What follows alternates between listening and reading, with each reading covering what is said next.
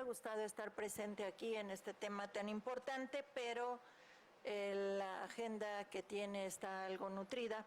Les desea los mejores augurios por el éxito de esta jornada académica en torno a la transformación de una dependencia del órgano ejecutivo federal que desde 1982 ha visto ampliadas sus atribuciones y en algún momento de su singular historia incluso reducidas.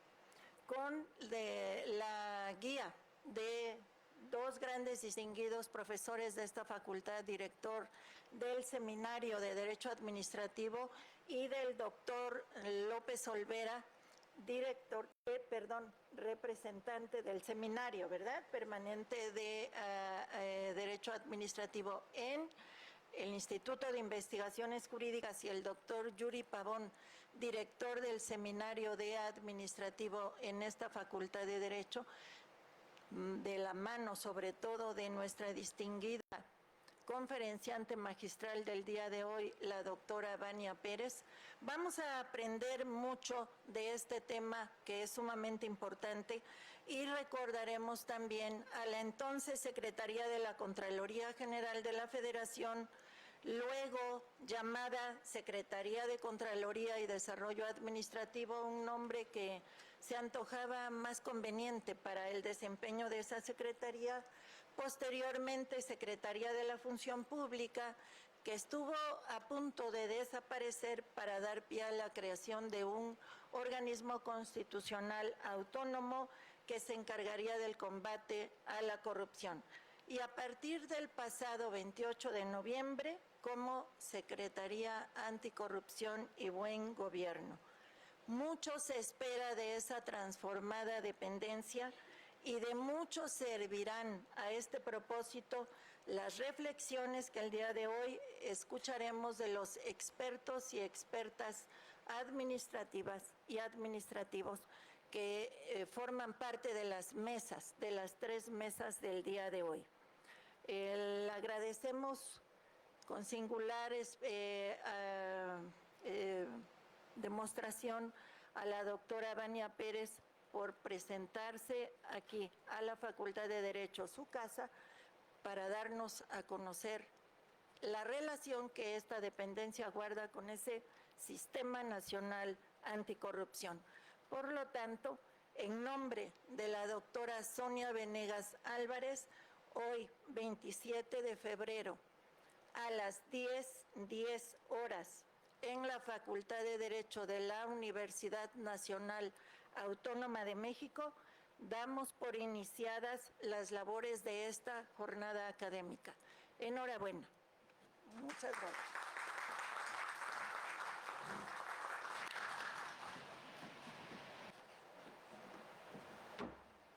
Enseguida el doctor López Olvera nos dará un breve mensaje.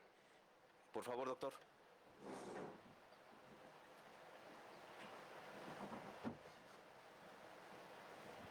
Muy buenos días a todas y a todos, compañeras, compañeros.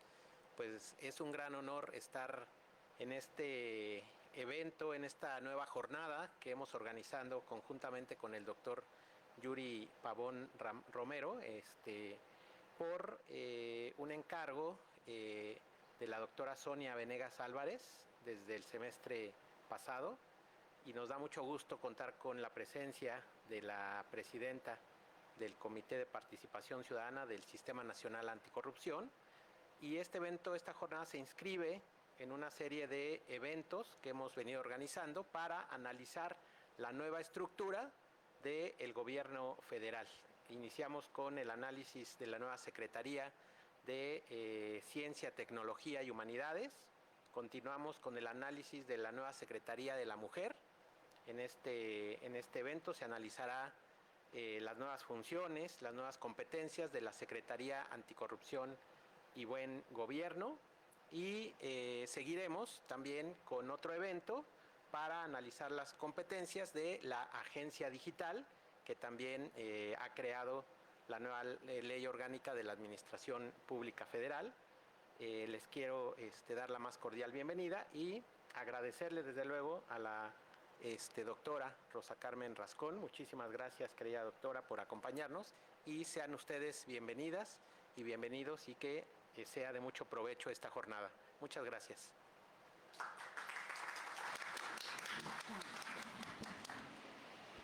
Enseguida voy a dar una línea de 3 párrafos y inmediatamente después daremos el uso de honor a nuestra conferenciante, que será un placer.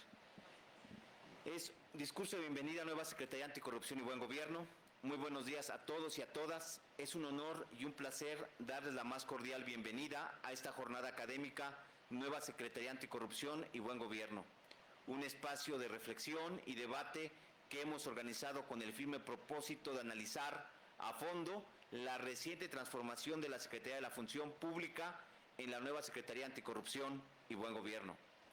Nos encontramos en un momento crucial para nuestro país, donde la lucha contra la corrupción y la promoción de la transparencia se han convertido en pilares fundamentales para la construcción de una sociedad más justa y equitativa. La creación de esta nueva Secretaría representa un cambio significativo en la estructura gubernamental y es nuestro deber como comunidad académica y estudiantil comprender a cabalidad sus implicaciones, ventajas y desafíos. En el transcurso de esta jornada tendremos la oportunidad de escuchar a destacados expertos en la materia, quienes nos brindarán sus perspectivas y análisis sobre este tema tan relevante. Quiero agradecer especialmente a la doctora Vania Pérez Morales, presidenta del Comité de Participación Ciudadana del Sistema Nacional Anticorrupción, por aceptar nuestra invitación para impartir la conferencia magistral que dará inicio a este evento. El objetivo de esta jornada es fomentar un diálogo abierto y constructivo, donde podamos intercambiar ideas, plantear preguntas y generar propuestas que contribuyan a fortalecer el combate a la corrupción y a consolidar un gobierno íntegro y eficiente. Agradezco su presencia y participación en este evento y los invito a aprovechar al máximo estas oportunidades para aprender, debatir y construir juntos un mejor futuro para México.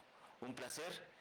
Doctora Vania, a partir de este momento el micrófono es suyo, sea aquí o en la palestra, donde quiera. Ustedes me digan, ¿eh?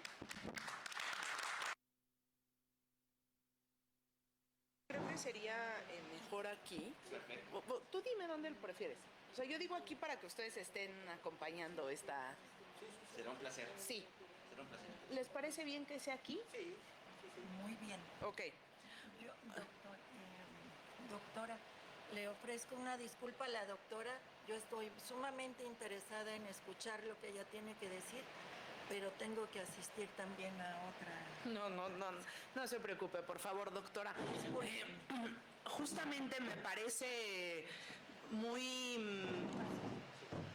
gratificante y también muy importante el hecho que el día de hoy las 2 personas más importantes de esta facultad sean mujeres. Una directora de la Facultad de Derecho y una secretaria de esta facultad. Es muy bueno, y claro, los colegas varones que han acompañado siempre estos trabajos. Pero para mí, al ser mujer y ser académica de esta universidad y ser además egresada de la UNAM, pues para mí es un gran honor el hecho de ver transformada esta facultad, una facultad que históricamente ha sido llevada por hombres, pues resulta un honor. Hago este preámbulo, tomo este preámbulo para hablarles de lo que nos acontece. Me invitaron el día de hoy a platicar sobre el Sistema Nacional Anticorrupción y justamente cómo la nueva Secretaría, la Secretaría Anticorrupción y de Buen Gobierno, se inscribe en el trabajo que realizamos.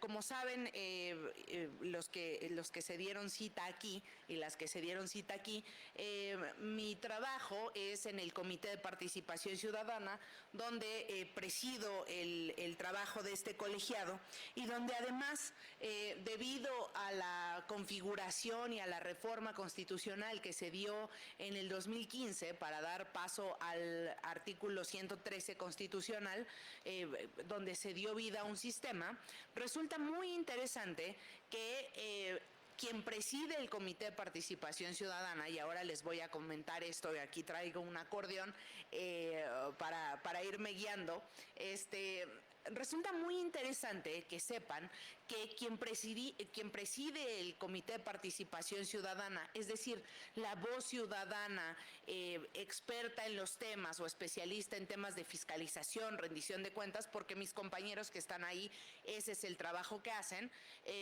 pues resulta muy interesante que esta persona además preside el Sistema Nacional Anticorrupción. Así que hoy tengo el honor de presidir el Sistema Nacional Anticorrupción y es muy interesante porque además soy una ciudadana y, como les decía, egresada de esta universidad. Entonces, para mí es un doble privilegio estar aquí. Agradecerle, por supuesto, al doctor Yuri Pavón Romero por su generosa invitación, por considerar al Sistema Nacional Anticorrupción y por considerar justamente la parte ciudadana para venir a platicar de esto. Y también al doctor Miguel Alejandro López por su trabajo y por esta invitación. Entonces, dicho esto, quiero darle paso a mi exposición y platicarles que en el 2015, desde el 2014, se había gestado en este país pues un movimiento muy importante de organizaciones de la sociedad civil que exigían que la transparencia fuera el tema transversal a la administración pública, no solamente a la administración pública federal, sino a la que tenía que ver con el poder ejecutivo y al poder legislativo. En ese sentido, se gestó la ley que dio vida después al órgano garante INAI, que, por cierto, y dicho sea de paso, ha quedado derogada esa disposición y que además el día de hoy pues se convierte en una nueva estructura de leyes y una nueva estructura no solamente legal, sino también administrativa, para dar paso o para darle seguimiento al acceso a la información y a este derecho que tenemos de acceso a la información. En ese momento habían ocurrido en nuestro país, estamos hablando de más de 10 años, habían ocurrido en nuestro país algunos escándalos que continuaron en el 2015 y que, como recordarán, estaba por ahí la Casa Blanca de Enrique Peña Nieto, algunos casos, grandes casos de corrupción como el de la estafa maestra, los casos que tenían que ver con los gobernadores de los estados, el caso de Borges en Quintana Roo, el caso de los Duarte, etcétera, ¿no? Entonces teníamos en la mesa algunos grandes casos de corrupción. Y entonces, derivado a estos casos, pero también a los casos de corrupción, pero también a la falta de, en ese momento, de las autoridades de poner castigo sobre estos grandes escándalos, pues es que surge, y alimentado de este movimiento que se había creado desde las organizaciones que trabajaban los temas de transparencia y rendición de cuentas, pues entonces se da vida a un Sistema Nacional Anticorrupción consagrado en el 113 Constitucional, como les digo, en el que podemos ver algunos temas relacionados con la rendición de cuentas de parte de las autoridades. Debo decir que también esta ley surge a partir de de un empuje ciudadano muy importante sobre la ley 3 de 3. ¿Qué es lo que querían saber los ciudadanos en ese momento o qué es lo que queríamos saber? Porque además, dicho sea de paso, surge este sistema frente a 600,000 firmas que llevaron organizaciones de la sociedad civil a el legislativo para pedirle que esto se convirtiera a ley.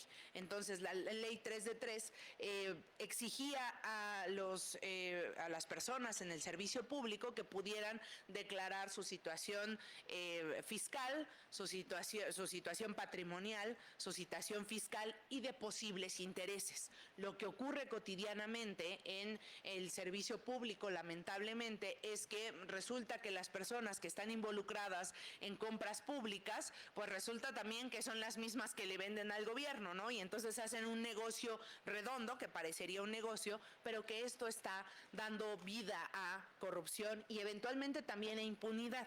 Entonces, en el marco de esto que estaba ocurriendo, pues muchos ciudadanos conseguimos firmas, nos pusimos a conseguir firmas con nuestros amigos, con nuestros familiares en las plazas públicas para llevar al legislativo y que esto se convirtiera en ley. Y pasado esto, finalmente se crearon las leyes secundarias que dieron vida al Sistema Nacional Anticorrupción, una serie de leyes que ahora no les voy a platicar y que seguramente ustedes conocen, pero entre ellas la Ley General del Sistema Nacional Anticorrupción. Y entonces, en la Constitución queda establecido que va a haber un Sistema Nacional Anticorrupción, una innovación muy importante, donde en el centro va a estar la ciudadanía. Va a presidir un ciudadano o una ciudadana con una finalidad última, justamente que este ciudadano o esta ciudadana no esté, que no se deje llevar por los vaivenes políticos, por las administraciones partidistas, y entonces que sea un ciudadano o una ciudadana que deviene de este Comité de Participación Ciudadana, que haga un trabajo objetivo y siempre vigilando el interés máximo de la ciudadanía. En ese sentido, quedan algunas cabezas a cargo de este sistema, y entonces se pone que las autoridades más importantes del país relacionadas con la detección, con la prevención y con la sanción de la corrupción, pues estén sentados en la misma mesa para resolver los temas. Y entonces es así que se pone a la autoridad del Consejo de la Judicatura, al Instituto Nacional de Transparencia y Acceso a la Información, que ahorita les voy a decir qué fue lo que después ocurrió, el Comité de Participación Ciudadana, como ya les decía, la Fiscalía Especializada de Combate a la Corrupción, la Auditoría Superior de la Federación, el Tribunal Federal de Justicia Administrativa y en ese momento la Secretaría de la Función Pública. ¿Qué es lo que pasa? Se sientan estas 7 sillas y dicen, bueno, además la ley prevé esto que les digo, que lo va a presidir el Comité de Participación Ciudadana y además va a tener un brazo técnico que le va a ayudar a fungir de Secretaría Técnica para darle seguimiento a los acuerdos que se den en el seno de este Sistema Nacional Anticorrupción. ¿Qué pasó? Al cabo de unos años y debido a, lamentablemente, quiero decirles, a casos de corrupción y algunas otras anomalías dentro del Instituto Nacional, el Instituto Garante del Acceso a la Información y la Protección de Datos Personales, pues se decide eliminar el año pasado este organismo, que dicho sea de paso será en el próximo mes de marzo donde veamos sus últimos días. Pero también, dicho sea de paso, se crea una ley general nueva donde se establecen ahí algunas atribuciones que van a ser absorbidas por la Secretaría Anticorrupción y de Buen Gobierno, que también les quiero comentar, y dicho sea de paso también, se convierte la Secretaría de la Función Pública en una Secretaría Anticorrupción y de Buen Gobierno a partir del nuevo sexenio, es decir, con la llegada de la presidenta Claudia Sheinbaum Pardo. Entonces, a partir del mes de octubre se cambia a esta secretaría, cambia el nombre de la secretaría, pero no solamente el nombre de la secretaría, sino también su enfoque. Y entonces, también debo de decir orgullosamente que, orgullosamente para mi género, que es una mujer también quien está a cargo de esta secretaría. La maestra Raquel Buenrostro es la encargada de esta secretaría. Y entonces, esto da una nueva configuración al Sistema Nacional Anticorrupción. ¿Y cuál era el objetivo de este Sistema Nacional Anticorrupción y cómo se reformula ahora con la nueva estructura? Bueno, lo que se esperaba del Sistema Nacional Anticorrupción es que pudiéramos ayudar a la prevención, a la detección y a la sanción de la corrupción. Están ahí sentadas las más importantes autoridades. Entre ellas quisiera destacar el papel importante de la Auditoría Superior de la Federación, es decir, quien va revisando la cuenta pública, qué pasa con el dinero de las y de los ciudadanos, cómo se está gastando, qué está pasando, qué está haciendo el ejercicio público de estos recursos y cómo es que se le rinde cuentas a la ciudadanía. Sé que a veces no es muy fácil meterse a ver lo que está ocurriendo en la Auditoría Superior de la Federación, pero es, digamos, la institución que nos ayuda a ver qué es lo que pasa con nuestro dinero. Tenemos ahí a la Fiscalía Especializada de Combate a la Corrupción, que hace el trabajo para llevar a cabo o integrar carpetas relacionadas con delitos que están establecidos en el Código Penal, que también se reformularon debido a la creación de un sistema nacional anticorrupción, y cómo esos delitos se configuran de alguna manera y luego cómo llegan y se convierten en casos, luego en carpetas de investigación y eventualmente son juzgados por corrupción en este país. Y bueno, no voy a hablarles sobre estos delitos, pero son 13 delitos que están ahí, diría 12 porque uno se repite, pero son 12 que pueden encontrar ahí en el Código Penal Federal. Y además, quiero decirles que tenemos ahí al Tribunal de Justicia Administrativa, donde, derivado de los casos que se llevan en la entonces Secretaría de la Función Pública, hoy Secretaría Anticorrupción y de Buen Gobierno, pues eventualmente desembocan ahí algunos casos que finalmente causan sentencia o no, o son desechados. Entonces, en ese sentido, pues tenemos a las autoridades. Primero quiero explicar a esto, una autoridad que revisa qué pasa con el dinero de este país. Siguiente, una autoridad que ve la parte administrativa y otra autoridad que ve la parte penal. Y luego, por otro lado, tenemos al Consejo de la Judicatura, que también, dicho sea de paso, y debido a la reforma del año pasado sobre el Poder Judicial, se convertirá ese lugar en el órgano disciplinario del Poder Judicial. Y entonces, los próximos meses, ¿qué vamos a ver ahí? A la autoridad encargada de ese órgano disciplinario del Poder Judicial. ¿Con qué finalidad se puso a esta autoridad ahí? Bueno, lo que saben es, y tampoco esto no podemos tapar el sol con un dedo, en el Poder Judicial existía corrupción, existían malos manejos y existía también una serie de manejos que hacían que la justicia no llegara de manera directa a la ciudadanía. También había muchísimos jueces y muchísimas juezas y muchísimas personas en el Poder Judicial que hacían su trabajo de una manera pues pulcra y, diría yo, en su mayoría bien hecha, ¿no? Entonces, pero debido a esta reestructura del Poder Judicial, que el día de hoy no vamos a hablar sobre la reforma del Poder Judicial, debo decirles que pues es necesario tener el órgano disciplinario ahí, que el Consejo de la Judicatura cumplía con ese papel, el órgano disciplinario para ver cuáles eran los casos de corrupción que llegaban hasta ahí y que podría ser que no causaran sentencia o que hubiera alguna anomalía con el proceso que llevan a cabo los jueces. Entonces estaba también esta autoridad, digamos, la última autoridad donde llegan estos casos y qué es lo que se puede hacer. Teníamos también al Instituto Garante de la Protección, del Acceso a la Información y Protección de Datos Personales con una finalidad, y esa finalidad era que pudiéramos obtener información para conocer de posibles hechos de corrupción o que los investigadores o que las autoridades investigadoras pudieran pedir información para saber qué estaba pasando al respecto. Y entonces, cuando las autoridades, cuando las instituciones no respondían o tenían que establecer una denuncia porque no se le estaba dando la información, entonces llegaban al Instituto Nacional de Acceso a la Información. Y entonces este instituto también nos ayudaba a conocer de la información.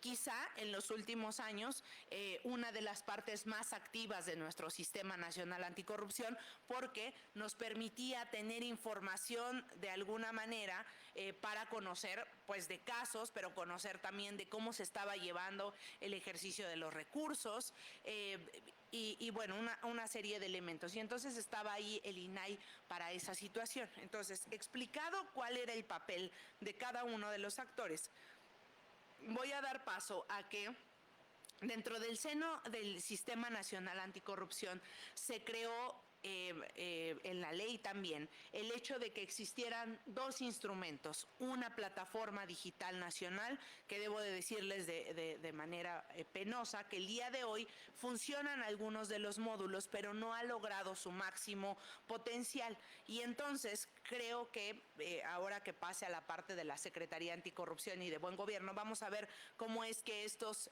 mecanismos van a mezclarse y cómo podrían llegar a mejor puerto. Y sobre todo una política nacional anticorrupción, con 4 ejes orientados a 1, combatir la corrupción y la impunidad; 2, combatir la arbitrariedad y el abuso del poder; involucrar el cuarto eje, involucrar a la sociedad y al sector privado; y el 3, que es el de promover la mejora de la gestión pública y de los puntos de contacto en el gobierno. ¿Por qué están esos ejes establecidos de esa manera? ¿Por qué lo pensamos de esa manera? Y digo lo pensamos porque me tocó también estar ahí como una de las expertas cuando se creó la Política Nacional Anticorrupción. Yo no trabajaba en el Comité de Participación Ciudadana, sino en un organismo internacional, y entonces dábamos asistencia a México sobre los diferentes temas relacionados con anticorrupción. Estos 4 ejes nos ponen ahí en relieve dónde están los puntos donde se genera corrupción. Y uno que me llama mucho la atención, y no solamente que me llama la atención, sino que vivimos como ciudadanos cotidianamente, es el punto de contacto entre las autoridades y la ciudadanía. Lamentablemente o afortunadamente, los puntos de contacto que se han evitado entre el ciudadano y el servidor público o la servidora pública, que se han evitado a través de la digitalización, pues son los puntos que eventualmente están generando una baja de la corrupción. Y esto no lo dice México, esto no es propuesto solo por México, sino esto tiene que ver con países donde hay menos casos de corrupción. Y me quiero referir, por ejemplo, a Dinamarca, a Finlandia. Recientemente estuve en algunos países de Europa de Occidente, y muchos de los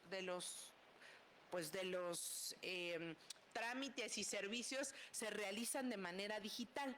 Hoy en nuestro país, ustedes saben que un punto, los que somos aquí chilangos, de la Ciudad de México, podrán saber o recordarán que antes sacar una licencia de conducir, yo me acuerdo esas filas enormes para ir a la licencia de conducir y sacarla y que te dijeran, había un curso antes, pero finalmente representaba una posibilidad de que hubiera un gestor, un coyote como comúnmente se les llama, para que con un moche pudieras sacar tu licencia de conducir. Un trámite tan sencillo que el día de hoy abres tu celular, y no le estoy haciendo promoción, o tal vez sí le estoy haciendo promoción al gobierno de la Ciudad de México, porque pagas en línea, si tú ya te fueron a tomar los biométricos, las huellas, todo lo que te toman, pues puedes renovar ahí en un par de clics y no tienes ese contacto con los servidores públicos. Entonces, uno de los puntos a los que está orientada la Política Nacional Anticorrupción, como les dije, son aquellos que tienen que ver con este punto de contacto, con la idea de que pues podamos simplificar los trámites con los cuales se obtienen servicios. El acta de nacimiento, la verificación vehicular, que hay que llevar el auto, pero muchas cosas puedes hacer en línea, el acta de nacimiento, la apertura de negocios, y así un sinnúmero de trámites, pero cosas más elementales que tal vez ustedes ya no vivieron, porque ahora que les toca venir a la universidad, pues lo hacen con la tarjeta, los que toman el metro. Pero cuando yo venía a la universidad, teníamos que pagar nuestro boleto del metro, o tenías que pagar el pecero, y en el metro, por ejemplo, ocurría, ya desde ese entonces, cuando yo venía hace más de 20 años o más a la universidad, y entonces ocurría que alguien llegaba, y esto lo acabo de platicar creo que en una entrevista, alguien llegaba más temprano o un día antes y había revendedores de boletos de metro. Cuando yo venía a la universidad, el boleto del metro costaba 2 pesos. Y cuando costaba 2 pesos, había alguien que te decía, no te formes, yo te doy 2 por 5 o te vendo 3 por 10, ya ni me acuerdo, ¿no? Pero podías comprar para no hacer la fila. Entonces, ¿qué hace el ciudadano? Pues dice, claro, yo tengo que llegar a mi clase, aquí está, y me subo al metro y llego. Eso se evita ahora con la digitalización de las tarjetas. Las tarjetas tú las cargas y no hay manera de que entres al metro si no traes tu tarjeta, ¿no? Y entonces estos temas se han ido cambiando poco a poco y ahora no solamente las tarjetas, también las puedes cargar con dinero electrónico. Esto también va a suponer un problema y este problema es que no todas las personas tienen una cuenta de banco, o no todas las personas tienen una cuenta de PayPal o una cuenta de crédito, etcétera, ¿no? Pero lo que les quiero decir, y doy con esto este ejemplo, para decirles que la digitalización representa una oportunidad no solamente para nuestro país, sino para la región entera, para el mundo entero, para evitar puntos de contacto y evitar así la corrupción y que te den que te propongan ese terrible moche para hacerte un trámite. Pero ¿qué pasa? Tal vez ustedes aquí, bueno, dirán, oye, Vania, 2 pesos, pues no significa nada. Si venías a la universidad y dabas uno más, no significa nada. Creo que sí significa mucho. Y yo era una estudiante que, créanme, a veces no tenía ni para el pasaje, ¿eh? O sea, no tenía ni para el pasaje. No existían becas en ese momento, o sí, y era muy difícil acceder a ellas. Pero para un estudiante, pagar 2 pesos o no pagarlos significa bastante. Pagar mitad de boleto significa muchísimo, ¿no? Es el regreso de la escuela. Pero ahora, pongan esta idea de las actas de nacimiento. ¿Qué pasa con las actas de nacimiento que hoy puedes encontrar de manera directa? Y a lo mejor ustedes pueden decir, ok, tampoco me cuesta tanto pagarle el trámite a un coyote que me diga, oiga, le cobro 500 pesos y no tiene que ir a Puebla para su trámite, ¿no? Yo se la traigo aquí, señora que vive en una región alejada y poco comunicada en Puebla. Pues, ¿qué creen? Que esto sigue ocurriendo en algunas partes del país y lo que ocurre es que las personas pues dicen, a ver, yo irme a la capital de Puebla significan 8, 12 horas de trayecto en la sierra, no tengo transporte, voy a pagar mucho dinero, pero también pagar esa corrupción, ese trámite que te están facilitando hacer, pues significa que una mujer en la sierra de Puebla tenga la posibilidad entre comer tortillas con chile a no comer nada. Entonces, esos puntos de contacto se podrían evitar. Y les comento esto porque justo creo que hemos tenido un enfoque de la gran corrupción, los grandes escándalos de corrupción, que por supuesto que son muy importantes y hay un desfalco muy relevante de estos casos en nuestro país, pero les quiero decir que a veces cuando ponemos el foco en esto, perdemos la idea de las víctimas y un enfoque en el que voy a trabajar durante este año. La presidencia del sistema comienza en febrero, es decir, acabo de tomar hace poco más de 2 semanas la presidencia. Debemos de cambiar el enfoque orientado a las personas y dejar de pensar quién es el corrupto que se robó el dinero.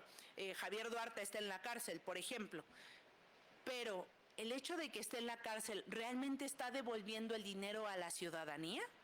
No. Los niños que no tuvieron quimioterapias en Veracruz porque les dieron agua en lugar de quimioterapias, ¿tendrán nuevamente vida? ¿Regresarán con sus familias? No. Entonces, hay que cambiar el enfoque del Sistema Nacional Anticorrupción a un enfoque orientado a las víctimas. ¿Quiénes son las personas que están dejando de tener recursos en el campo mexicano? ¿Quiénes son las personas que están dejando de comer por pagar trámites de corrupción? ¿Quiénes son las personas o los estudiantes que no pueden llegar a la escuela por falta de recursos, ¿no? Que se están quedando en corrupción? ¿Quiénes son las personas que se quedaron sin apoyo en el campo mexicano debido al desfalco en Segalmex? ¿Quiénes son las personas que perdieron dinero o que perdieron la posibilidad de tener alimentación con la estafa maestra? Los niños que perdieron esto. Es decir, enfocarnos en estas personas que son las que sufren de la corrupción y ver cómo podemos resolver esto. Y entonces el Sistema Nacional Anticorrupción debería de trabajar no solamente en el último punto, cuando ya está ahí el corrupto y dejarlo, decir, queremos verlo en la cárcel. Y también decirles que no es la única posibilidad. Debemos de trabajar en un enfoque orientado en las víctimas, en el que se recupere los activos. ¿Qué quiere decir eso? Que se recupere el dinero que está en la corrupción, ¿no? Que se robó este señor y que está disfrutando su esposa, y que siempre lo digo, espero que un día le llegue a los oídos a la señora, que se está disfrutando en Reino Unido el dinero de los veracruzanos, por ejemplo, o el dinero de los chihuahuenses que si bien detuvieron y está en prisión preventiva en su casa, en prisión domiciliaria Duarte, el otro Duarte. ¿Dónde está el dinero que le robó a los chihuahuenses? ¿Dónde está el dinero de los Borges que robó a los quintanarroenses? Y así sucesivamente me podría ir. Es doloroso en un país con tanta desigualdad, en un país con tanta pobreza, que sigan ocurriendo estos casos. Entonces, resarcir el daño, y una cosa muy importante, asegurar la no repetición. No podemos seguir viendo el pan de cada día que nuestras autoridades o que nuestros esfuerzos sigan estando orientados a gran caso de corrupción en tal institución, gran caso de corrupción en esta otra institución, sino cómo resolvemos el problema para que la ciudadanía tenga bienes y servicios que lleguen a sus manos. En ese sentido, el trabajo del Sistema Nacional Anticorrupción debe de cambiar su enfoque. A 10 años debemos de hacer oigan, ¿sirvió esto? ¿No sirvió? ¿Realmente estamos haciendo nuestro trabajo? ¿Cómo hacemos una sumatoria y cómo podemos comenzar a hacer una depuración de tal vez de lo que no sirve, de lo que administrativamente nos está generando mucho problema y no nos está llevando al objetivo común, que es tener un país más íntegro en México, ¿no? Entonces, puesto esta idea aquí, les quiero platicar que entonces surge la idea de cambiar el enfoque de la Secretaría Anticorrupción y de Buen Gobierno. Y ustedes pueden buscar en las redes sociales estos 10 principios de la Secretaría Anticorrupción y de Buen Gobierno, pero también el cambio de enfoque. Y es un enfoque que además es muy congruente con lo que hace el Sistema Nacional Anticorrupción, orientado en la prevención y orientado a las personas. Y por eso les decía, aparten estos primeros comentarios que les he hecho para decirles ahora que si esperamos a que el corrupto nos robe y nos deje sin patrimonio, pues entonces seguiremos alimentando esta idea de que la corrupción debe de ser detenida hasta acá. Y entonces la corrupción puede prevenirse. Y entonces creo que hemos subestimado la prevención en nuestro país. La mayoría de los países con mejores índices de integridad o más bajos niveles de corrupción en el mundo, lo que apuestan es por la prevención desde la educación, la prevención desde lo que pasa en el servicio público. El servicio público debe de ser para eso, para servir. Decía una persona que admiro mucho, un hombre en el servicio público, un subsecretario, ya un ex secretario, era secretario de Estado, pero decía que se llamó funcionario público, no con esta idea del funcionario que llega y te avienta el carro y baja con 7 guaruras y además se forma en doble fila, sino un funcionario se creó con la idea de que funcionara nuestro país, ser un engrane para el funcionamiento, por eso se llama funcionario. Esa palabra dejó de existir ya en la Constitución, ya no está, ya no se refiere a funcionario público, se llama servidor o servidora pública, cambiando al servicio. Pero si nos referimos a ese momento, creo que el trabajo que hacemos las personas que nos importa lo público, pues es hacer que funcione el país y estar al servicio de las personas, ¿no? Hacer un servicio para los demás. Las personas que están en el servicio público, en los países mejores calificados, tú les preguntas sobre cómo es que funciona todo y te dicen, pues solo hago lo que está escrito en la ley.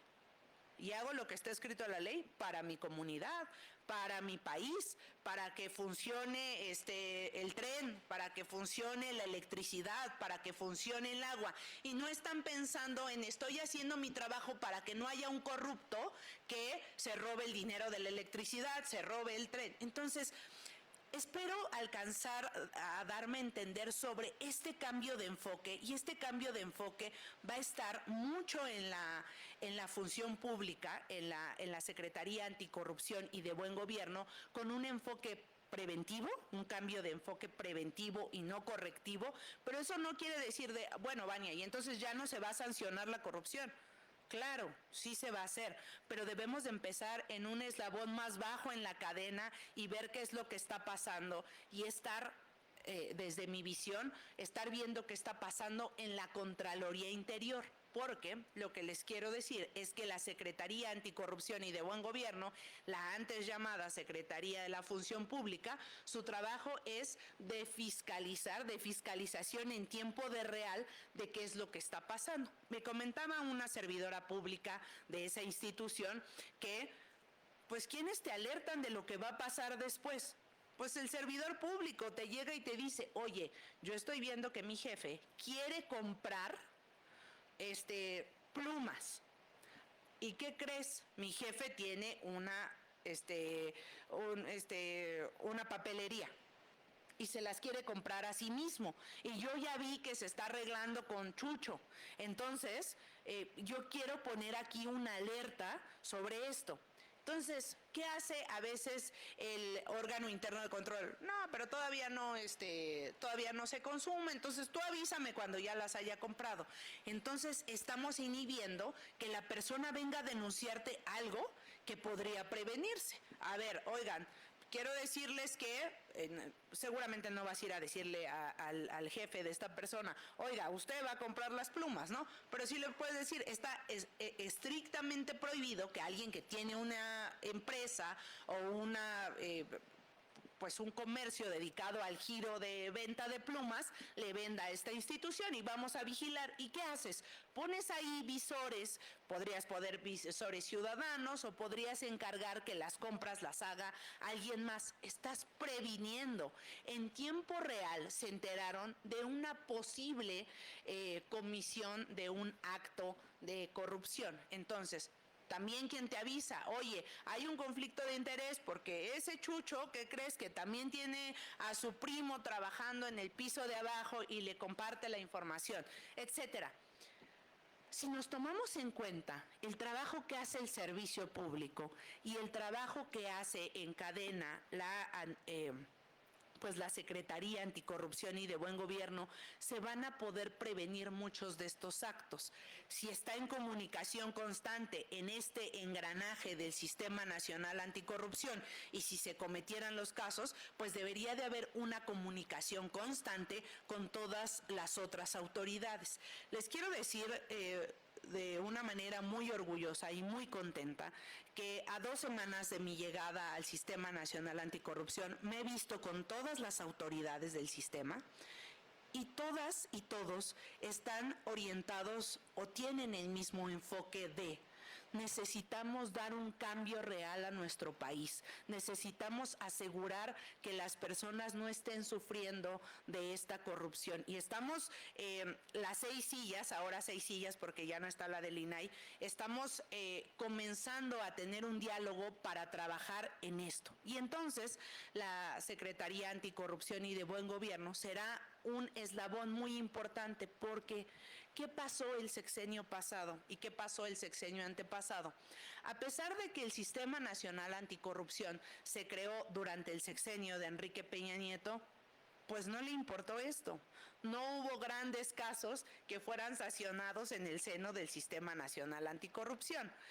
En el sexenio pasado, para bien o para mal, yo creo que para mal, el presidente Andrés Manuel López Obrador no tomó en cuenta el trabajo que de manera colegiada se estaba generando en el Sistema Nacional Anticorrupción.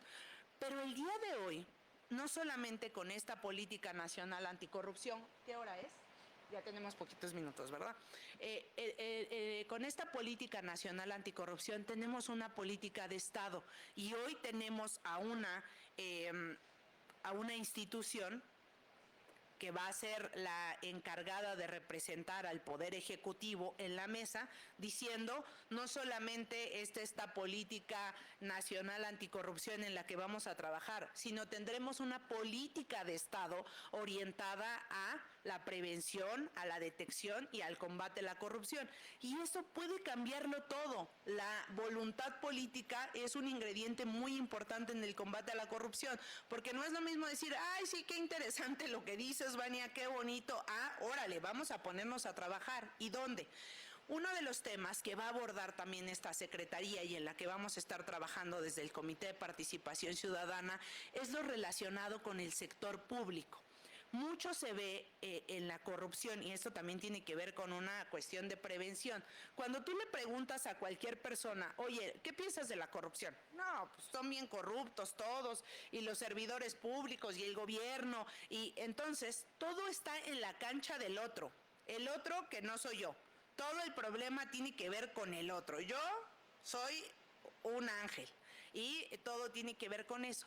Si eso lo trasladamos al sector privado, pues el sector privado dice, es que ellos me cobran dinero para la apertura de mis negocios, es que ellos me están pidiendo moche para esto, pero ellos son blancas palomas y no están haciendo nada. Si metemos en el mismo... carril a todas las personas, en realidad el hecho de corrupción o las faltas administrativas graves tienen a dos personas. Es una transacción bidireccional, alguien que da, alguien que recibe, alguien que pide, alguien que da o alguien que ofrece y otro que recibe. Entonces, mientras sigamos pensando que el combate a la corrupción solamente debería de estar orientado al ámbito público, pues entonces estamos perdidos. Fíjense que no pensé que se me iba a ir tan rápido el tiempo, pero bueno, quiero ir cerrando diciéndoles que la corrupción cambió. El concepto de corrupción cambió en el 2015 con la ley, con la Constitución. Antes se creía, y el concepto de corrupción que ustedes busquen, que puedan buscar en los libros, es, la corrupción es el uso del poder público para un beneficio privado. Y ahí ya le poníamos la connotación de, en lo público está la corrupción y lo privado está aparte, ¿no? Y ahora el concepto de corrupción, el que a mí me gusta utilizar y el que usamos en el Sistema Nacional Anticorrupción es, pues, el que tiene que ver con el uso del poder, no importa que sea público o privado, para un beneficio propio o de un tercero. Es decir, lo que yo hago con la área de control que tengo y cómo influyo para que se den transacciones o para que se involucre a alguien más.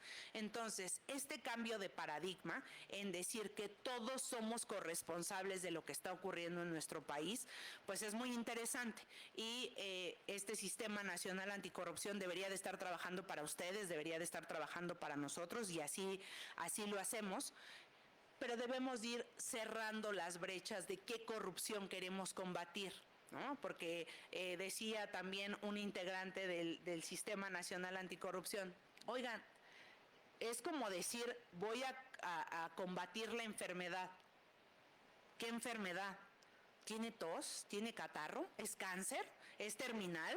Entonces, comencemos a ir diciendo que hay corrupción en el sector privado, que es necesario que las empresas tengan programas de ética y de integridad y que sus contratos tengan cláusulas de ética e integridad, que no se paguen favores a los, por ejemplo, a los médicos, o que se les dé regalitos para que después promocionen esa medicina. Fíjense en qué aspectos encontramos la corrupción, ¿no? Hagan esta reflexión sobre en cosas tan mínimas. Yo les cuento seguido a mis alumnos que cuando tú vas a otro país y le platicas que hay alguien afuera de un centro comercial haciéndote viene, y que le das una lana porque te cuide tu coche, pues en otro lado te dicen, ¿qué onda, no? ¿De qué se trata? O sea, ¿cómo que hacen eso, no? Fíjense en los pequeños espacios donde se esconde el yo te doy una dádiva, yo te doy una lana para obtener un beneficio. Esto requiere una reflexión más profunda. En un país tan desigual, en un país con falta de empleo, las personas han encontrado estos espacios para autoemplearse.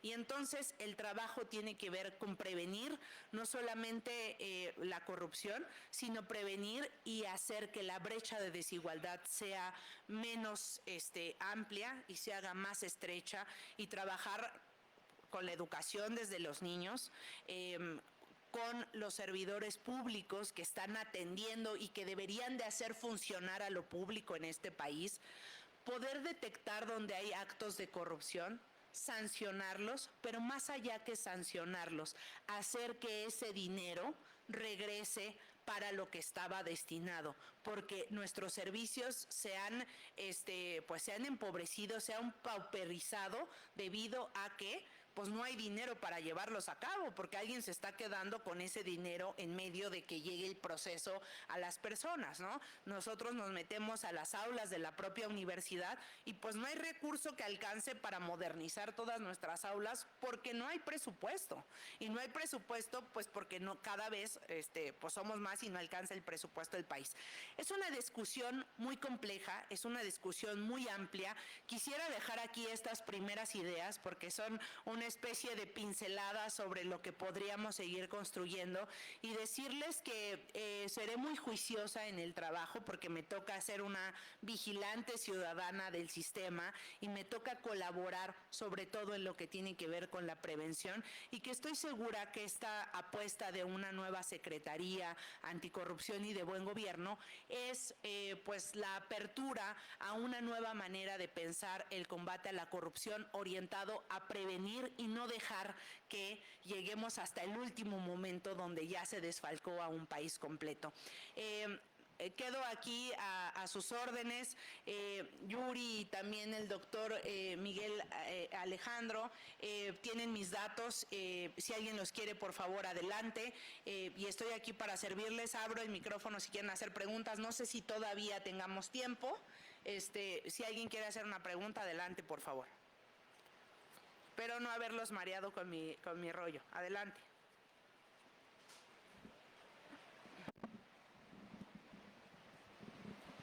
Hola, ¿qué tal, doctora? ¿Me escucha? Precisamente comentabas esto de este simple hecho de sacar un acta foránea, por decir en mi caso que tengo que sacarla en Parral y la hago a través de la representación de Chihuahua, aquí en la Ciudad de México. Y el hecho de no tener un contacto con un servidor público lleva algunas otras consecuencias, y no es que haya corrupción, sino que simplemente el pago es más caro. ¿Por qué? Porque allá no hay recursos que les lleguen, y esos recursos que nosotros hacemos en el pago de estas actas, en el caso particular, sirven para pagar algunos servicios en esta región, ¿no? Usted, considera que no debe de haber un contacto con el servidor público, y el simple hecho de esa acta nos lleva no a corrupción, sino a trámites engorrosos. ¿Cuál sería una mejor solución para que el servidor público evite hacer un camino largo y engorroso para tener un mejor acceso? Fíjense que A ver, ¿quieren hacer otra de una vez? Hacemos 3 y las contesto, ¿no? Y voy teniendo en cuenta esa. Voy a anotar. Buenos días. Nada más preguntarle el método de acción o la estrategia que van a tener con los municipios que creo yo que son lugares donde la corrupción a lo mejor puede estar un poco más visible, pero que a la vez las estrategias muchas veces no alcanzan a llegar completamente o a ser desempeñadas como debieran para castigar tanto a los presidentes municipales o a las personas que pudieran llegar a cometer corrupción. Y segundo, si esta manera de exponer los casos, los grandes casos de corrupción, como lo pudo haber sido algún gobernador o algo del tamaño similar, no causan un daño en la manera en la que se exponen. O sea, que si la sociedad ve que, ok, pasó esto, pero tardó mucho tiempo en juzgarse, o igual vemos que un gobernador, no sé, el de Veracruz, Javier Duarte, pero sabemos que el gobernador pasado pudo haber hecho lo mismo o peores cosas que fueron fiscalizadas por sus propios órganos. ¿Qué pasa ahí si vemos de que nada más les llega a la justicia a algunos y a otros no? ¿Cómo permea la sociedad esto? Gracias. Acá creo que había una.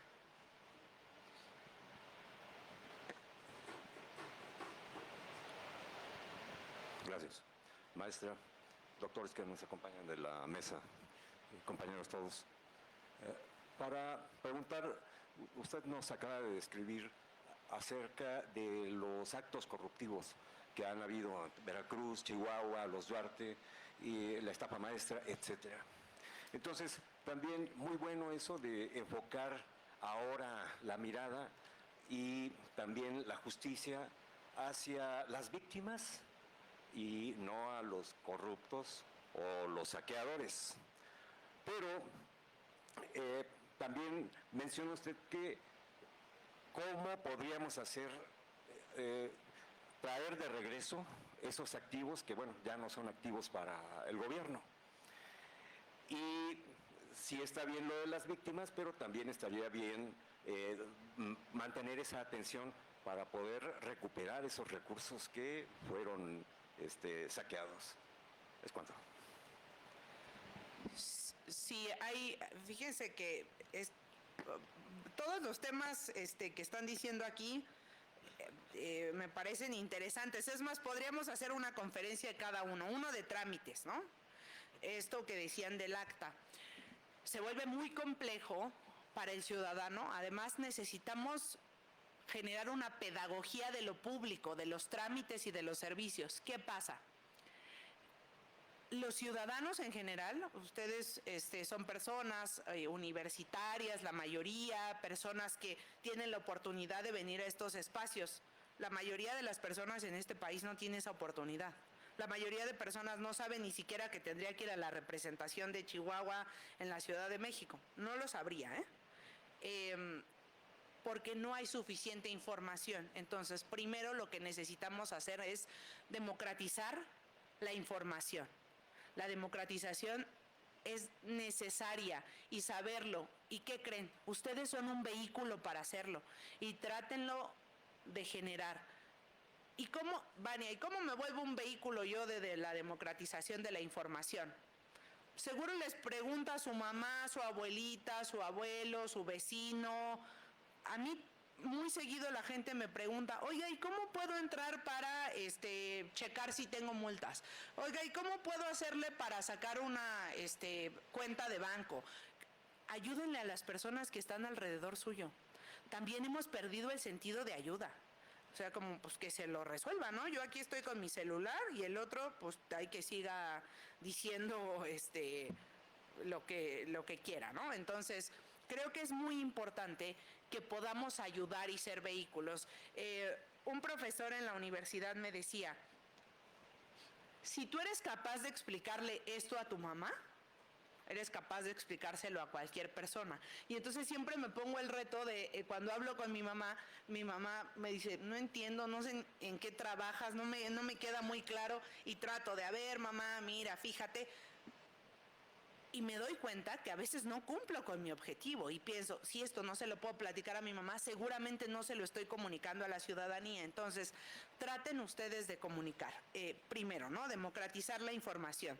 Segundo, suena muy duro decir que hay que evitar el contacto entre el servidor público y el ciudadano, ¿no? Porque además yo quiero que haya servidores públicos todavía atendiéndonos. Pero también quiero decirles que la evidencia demuestra que los trámites que fueron digitalizados tuvieron un descenso en los niveles de corrupción. Y entonces, muchos de estos trámites y servicios se pueden obtener de una manera más fácil y también generan, de alguna manera, un cumplimiento mayor de la ley.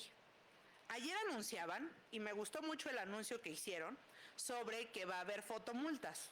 Tiene que ver con un tema también de recaudación, ¿no? Pero eso va a evitar el punto de contacto entre el policía y el ciudadano. O sea, ¿te pasaste el alto? Te va a llegar ahí, de usted se pasó el alto y pague. Y eso va a hacer que en poco tiempo las personas van a ver, que en poco tiempo pues ya no se pasen el alto, ¿no? Ya no se van a querer pasar el alto porque dicen me va a llegar la multa y la voy a tener que pagar sí o sí. Entonces, la digitalización es una puerta de entrada a mejorar los servicios, los trámites y los servicios y hacer que cualquier persona, no importando en el lugar que esté, lo haga.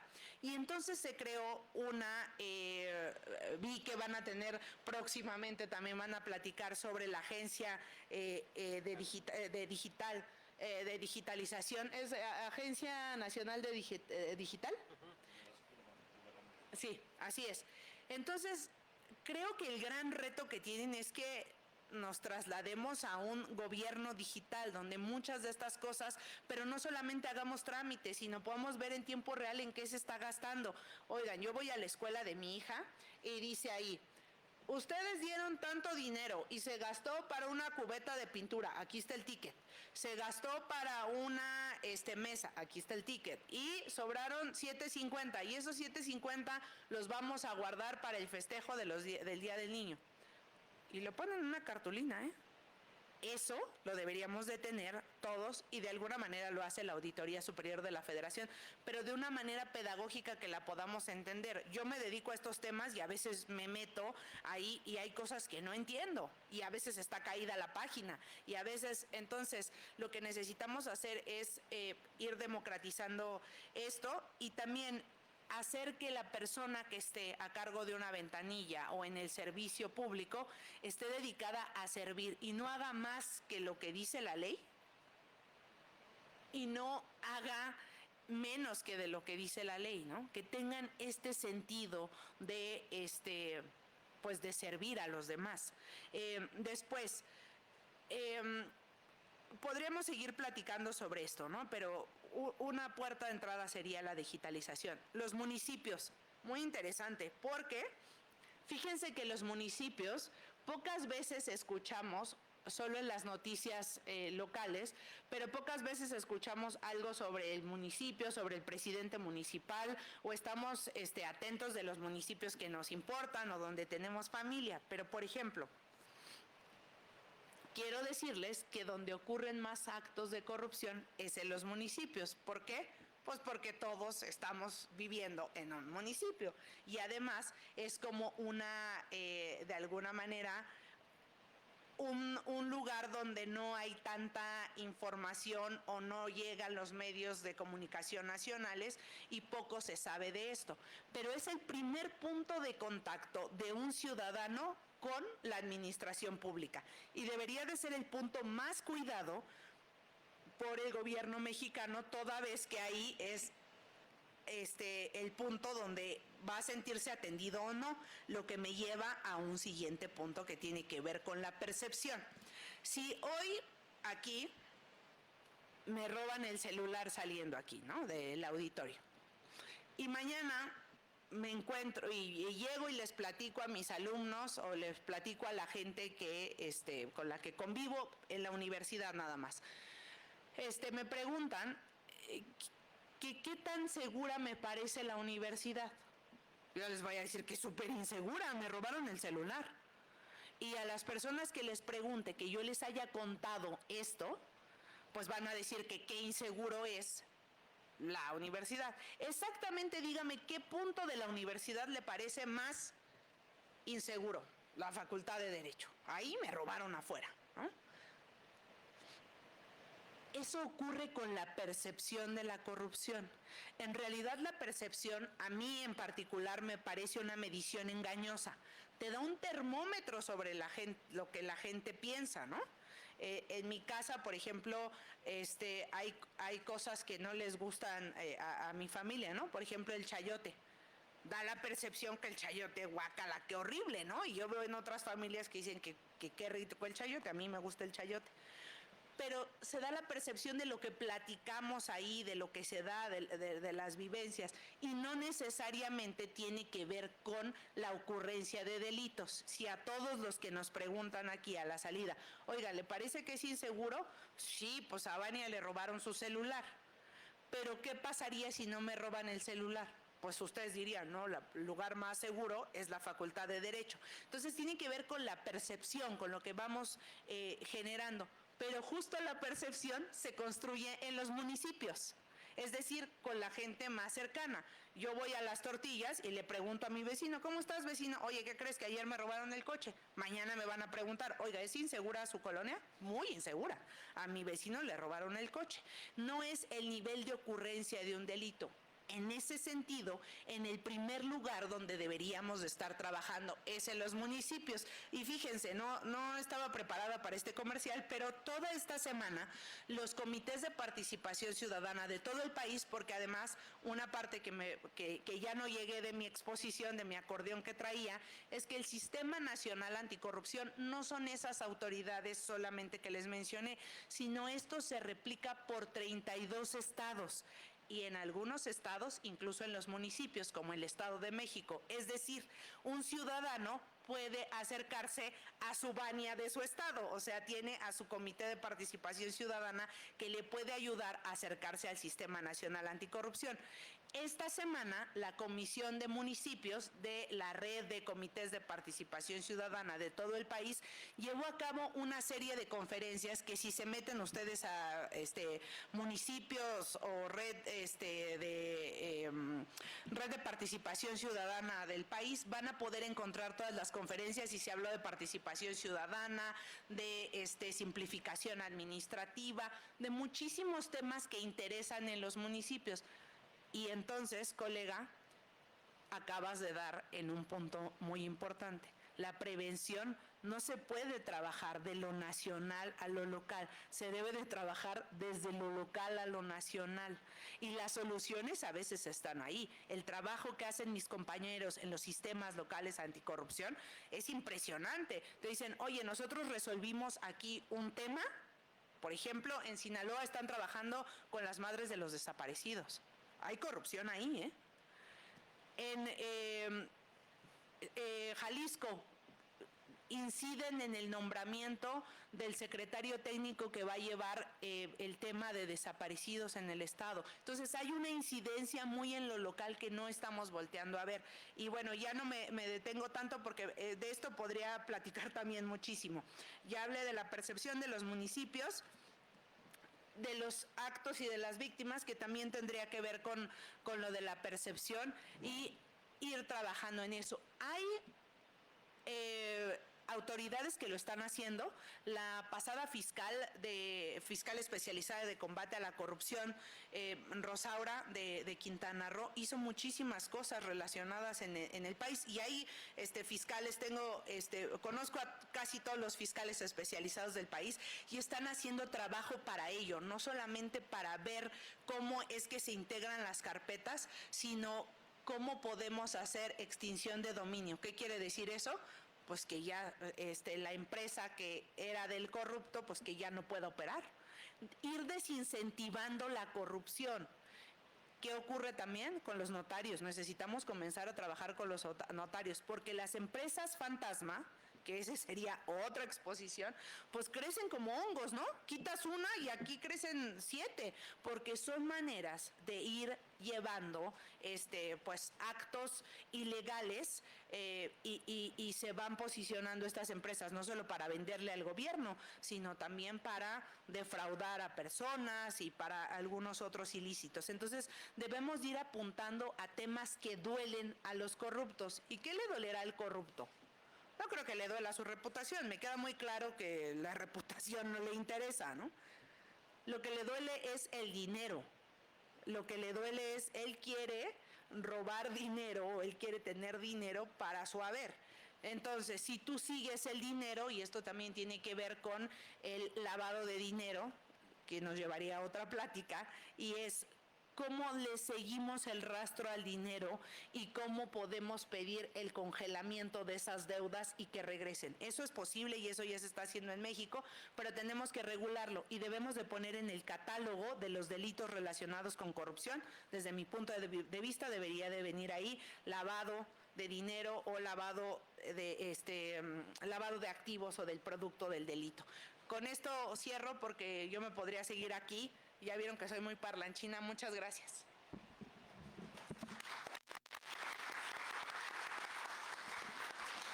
Un placer. Solamente voy a hacer mención de que tenemos más de 50 preguntas en la red. No sé si después, a futuro, pudieras ingresar, querida Vania. Y se los prometo que voy a meterme a contestar una por una. Empecé a registrar algunos. Sergio Jiménez, Camila Retana, Roger Williams, Miguel Retana, Iniesta Van, Elizabeth Mendoza, Saúl Rodríguez, muchísimas personas que están solicitando preguntas específicamente a ti, pero el tiempo es un tirano. Te agradezco mucho la atención, querida Vania, en tu calidad de presidenta. Te agradezco muchísimo y nos quedamos con un grato sabor de boca. Te despedimos con un aplauso. Y vamos a dar el paso al doctor Robledo, al doctor Moisés, al doctor Zempoaltécat y al doctor Pérez Olvera con nuestra segunda mesa. Muchísimas gracias, qué gentiles, y hemos quedado muy concedidos, muy contentos contigo. Gracias. Oigan, y quiero hacer una provocación porque siempre les digo que no me gusta solo ir a dar conferencias, sino que de esas conferencias, ¿qué sacamos, no? No puede ser una foto. Sí, qué bonito que quede ahí una foto, pero debemos de hacer el compromiso y aquí le quiero ya comprometer al doctor Yuri y al doctor Miguel. Tenemos que hacer un seminario permanente para los profesionales. Necesitamos profesionales en combate a la corrupción. ¿Cómo ayudamos a eso? Y me propongo aquí para que desde el Sistema Nacional salga quizá un seminario permanente con esta universidad que además forma a los abogados y abogadas que van a estar después viendo los temas de corrupción. Entonces, te voy a estar dando carrilla con eso, Yuri, y también Miguel. Claro que sí, con mucho gusto. Lo doy sentado a través de la doctora como un hecho. Gracias. Gracias. Muy amables.